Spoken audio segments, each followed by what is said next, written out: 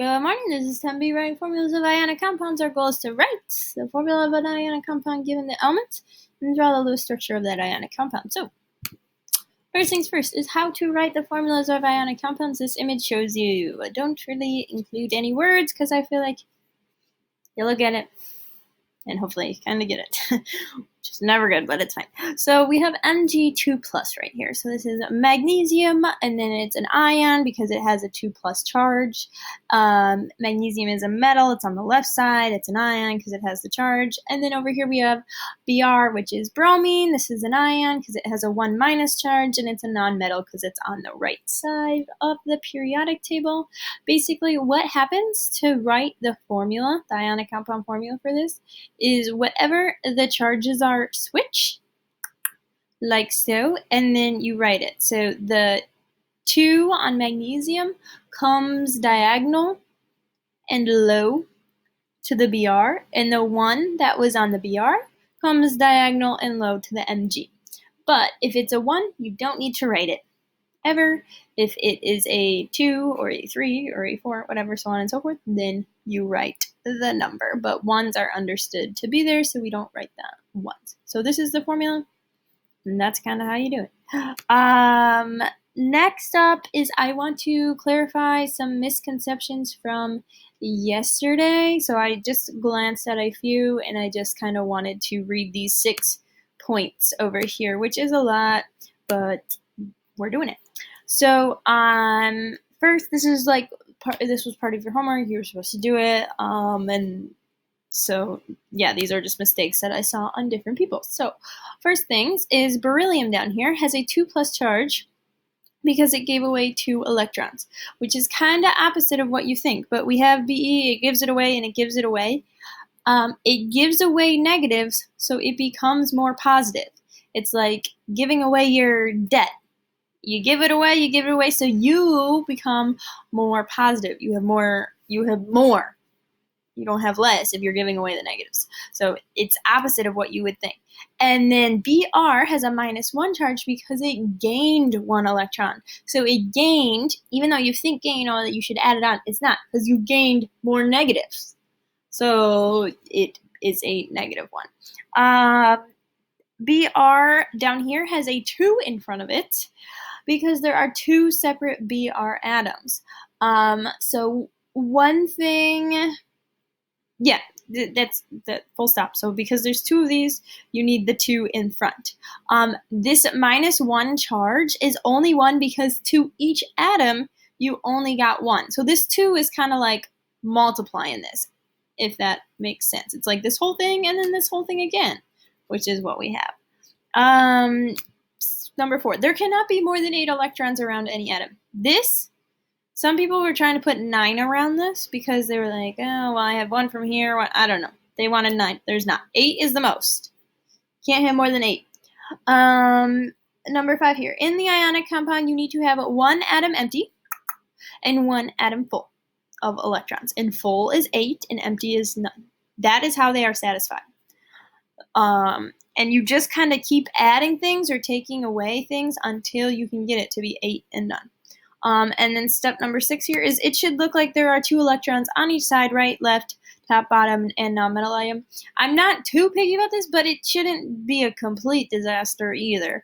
So it should be 2 on each side. If you have one of them highlighted and you press the shift down, it will move, and then you press your arrow, it will move very slowly. If you just do it without the shift held down, it'll jump a little farther. But if you want to be precise, you click on it and then move it with your arrows. But it should kind of be 2, 2, 2, and 2. Another thing to keep in mind if you want things to go faster, if you have the shift held down, you can highlight multiple of these at once, and then you can move this over if you wanted to do them on like the sides. But yeah, you shift and then click, and it will move multiple at once. Okay. So those were my misconceptions from yesterday. This is like the correct answer, the final thing. On to the next one. So today, this is what we're doing today. We have 3 slides here. I'm doing 1, and then you're doing 2. basically, I am giving you two elements. You need to kind of create this whole thing. So like before, I kind of gave you the elements and how many there were and stuff. There's a whole lot more on you. So first, it says calcium element type. For the element type, I want you to tell me, is this a metal or is this a non-metal? And so how you know that is you can look on your periodic table. The metals are always going to be listed first. They're also on the left side more. So this is calcium. It's a metal. And then it's always a metal and a non-metal. So the other one is going to be a non-metal, which is chlorine. So we have metal. And then chlorine is a non-metal. Next up is our drawing our Lewis dot structure. So basically, we're going to know that we're starting.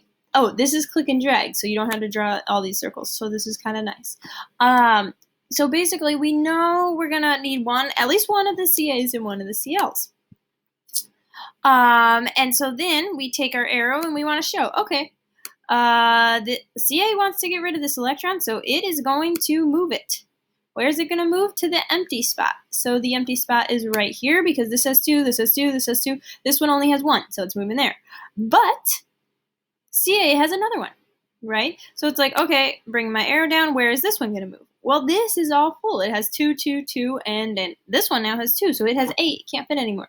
So now what you need to process and figure out is, okay, I need to bring another CL down so that there is a spot for this second arrow to go. And if it falls behind, you can edit it and arrange it to bring it to the front so that you can see it if you would like. So this one will then go there. So this would be my final, at least construction-y part, not my final spot. This is the end of step 1. On to step 2.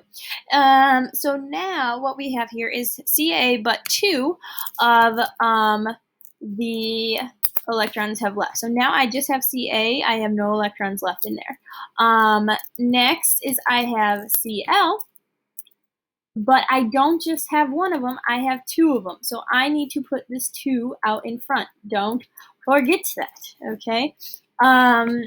Now, if you would like, you can type this and then you can drag these down. So we do have a bit of dragging. Or take this last one down, make it a little bigger, and then, are you done? No, because this only has 7 right now. You need to show me that it has 8. So bring that one down.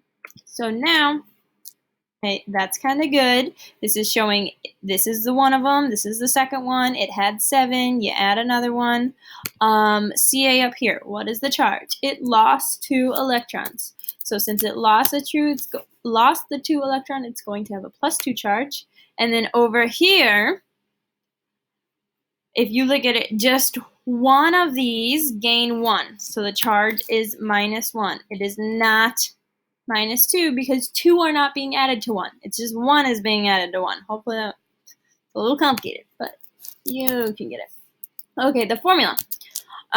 This is what we talked about just previously. So this is where we have, okay, the charge crisscrosses and you bring them down. So I have CA and I have CL, and then for my charges, I have a 1, -1, so it comes diagonal down here, but we understand that one to be that, so we just leave it, and then the +2, we bring it down, and so it's a 2. You don't keep the charges, you just write the numbers down below there.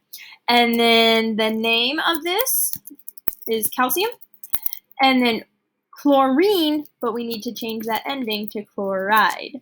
So the ending is calcium chloride, and this slide is finished. So is there a lot of details on this? Yes. Do I hope you can remember them? Yes. Definitely ask me if you have questions. That's all I have.